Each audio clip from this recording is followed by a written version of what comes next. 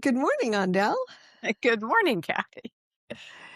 My name is Kathy Jacobson. I'm the founder of modesofelmotion.com, and this is my associate, Andel Frazier, who is one of our really brilliant coaches. And today we're going to talk about a subject that we talk about together in our organization all the time and with our clients. And that is what we want versus how we go about getting it. And we call this the what versus the how. So, one of the, uh, I have to tell you this, Adele. I was talking to one of my grandsons last night, and we were sort of talking about the unknown versus the known, because we talk about interesting things like that. And he said, the known is the what, and the unknown is the how. And one of the reasons we were talking about it is because you can't ever know the unknown. As soon as it becomes known, it's not the unknown anymore. And Right, so when we say the how is the unknown, it means we don't know how. right. So, how does this work when we're talking with clients? When you're talking with a client, how does this work for your conversations? Well, I think that's I'm just so impressed by that because I think that that's the reason why we talk a lot about focusing on the what rather than the how. Because the what is basically, and we talk about it a lot for what do you want? Like what are your intentions? And so we talk a lot about focusing on clarifying that question. What do I want? Because that gives direction. That makes a desire or a wish or a need or whatever an intention. And that's where the real powerful work comes from, is a clear intention. And so it is the linchpin for everything that you want to manifest in your life. And whether it's small or seems large, because they're all the same, it's an intention. What happens, and we see this a lot with clients, with ourselves, with people, is that, and I'm just going to use an example from my past. I decided I wanted to run a 10K, the Boulder. And if I would have focused on, oh, how am I going to do that? And started thinking about the unknown, how do you do this? How do you do that? It's not that I didn't need to plan for it. But oftentimes when we think about the how rather than the what more exclusively, we focus on barriers, obstacles, impossibilities. And the problem is that that takes our energy away from what we actually are wanting. And so I've just focused on the one. And I have a tendency to sort of dive in head first, which is good in some ways because I don't worry a lot about the how. When I do, I get very stressed out, so I try not to. So what I found was I just learned. I started to learn in my process the how. But if I focus on the how before I get into the process of learning, I block myself. So I think that that's a wisdom that your grandson I had, think is that I it's think you need to clarify the difference between the how and learning, because learning seems to me to be part of the how is learning what you need to do. So come back around to what you mean by learning in terms of the what. okay. What I mean, the difference between worrying up front about the how you're going to get to what you want is is fantasizing about every possible thing that could go wrong. Ah, okay. So focusing on what I want and then taking action to go in that direction based on figuring it out, asking questions, doing research, that is more focused on what's my next action step. So that's the difference I see between learning as you go and trying to figure out the how. Because figuring out the how, the variables involved in trying to figure out how everything could possibly happen from A all the way to Z is overwhelming and not something that we really are capable of as human beings because there's too many variables. We don't know what's going to happen in every single stage of our process. What we can do is focus on what we want and what supports what we want. That's learning. Does that make sense? Yes. I Be- I think it's very important to be able to separate the what from the how in terms of where it comes in the process. And the more clearly you know the what, then the more clearly the steps you take are appropriate in the direction of the what. Right. And one of the biggest things is, and that it goes back to focusing on the what. Because oftentimes we go, oh, I want to run a 10K. And that's it. So I go, well, what about the what? Like, why do you want to do it? What do you hope to gain from that? What is exciting What's your about it? What's payoff? thing? Yeah, why are you doing it? So what goes with why? So I want to run the Mhm. boulder. Well, why? I thought it looked fun. I had a couple of people who were sort of interested in doing it. I thought this is a great way to get in shape. Um, so I focused on the what and the why I wanted the what. The how takes care of itself. It takes care of itself as you start exploring and being curious about the what and the why. Then you start to learn.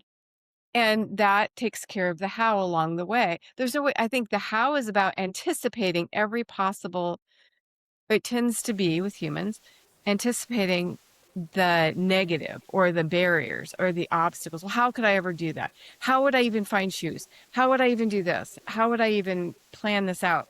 Instead of just saying, well, what do I want and why do I want it?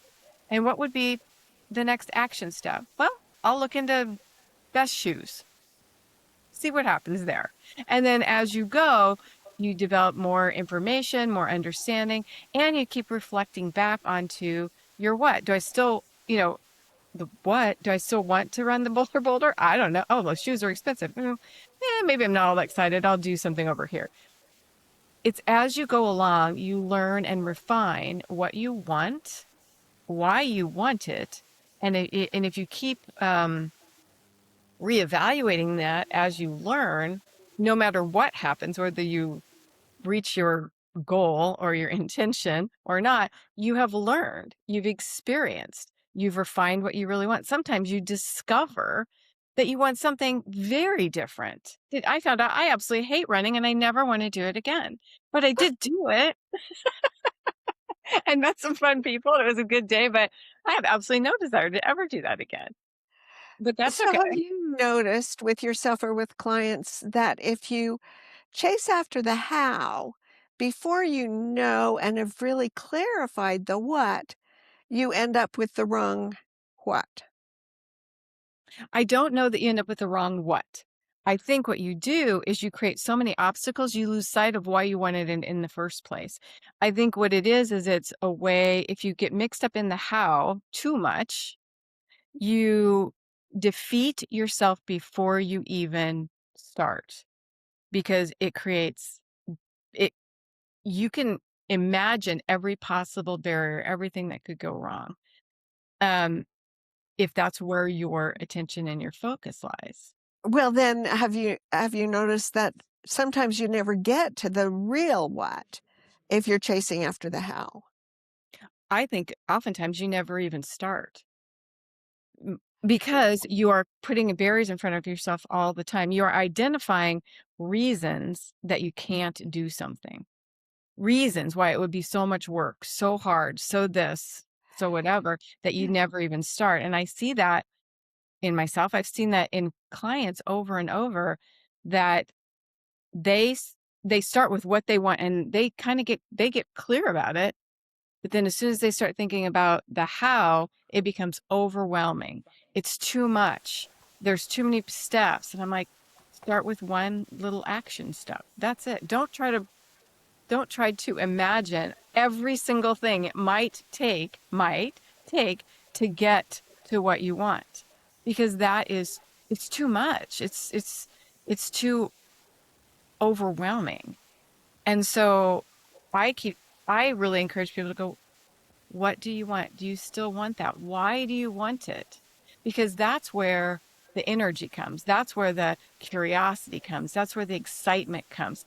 And those emotions help our brain to open possibilities, to see connections where they weren't before. If you focus on the how, your brain gets locked into problem solving and predictive fear. I predict that's going to be too hard. I predict I'm not going to understand that. That's too complicated.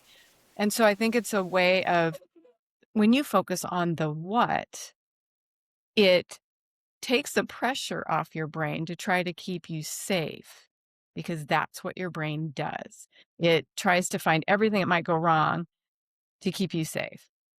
And so when you focus on what you want and the why of what you want it, it lowers that fear and increases the curiosity and the excitement. And that's where real possibilities they come into your awareness with that openness of that shift of perspective. So here is kind of a test that anybody can do to see if they really have gotten to the what that they want. And that is coming back to what you said about the why. If you say, "So why do I want this?" and you get a why, you can say, "So why do I want that?" And and then you can keep asking that, "So why do I want that?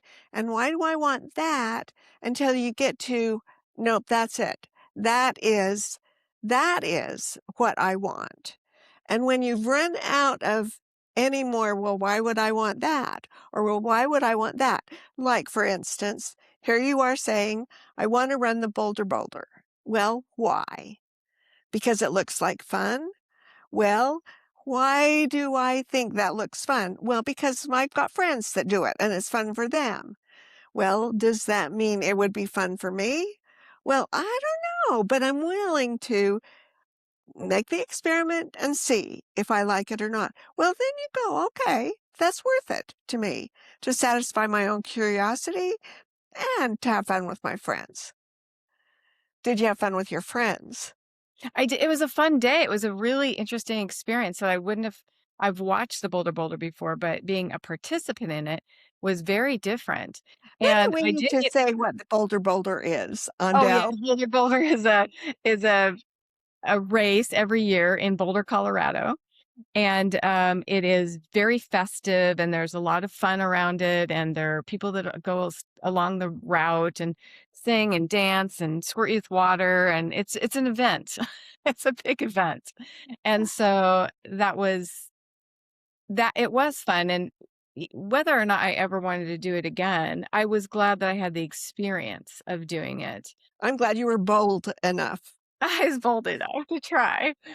And I think that when you ask yourself, why do I want it? I just wanted to get back to that. Why do I want to do this? I also go, for what, like, what do I think that'll bring me? Or what? And when we ask, why do I want that?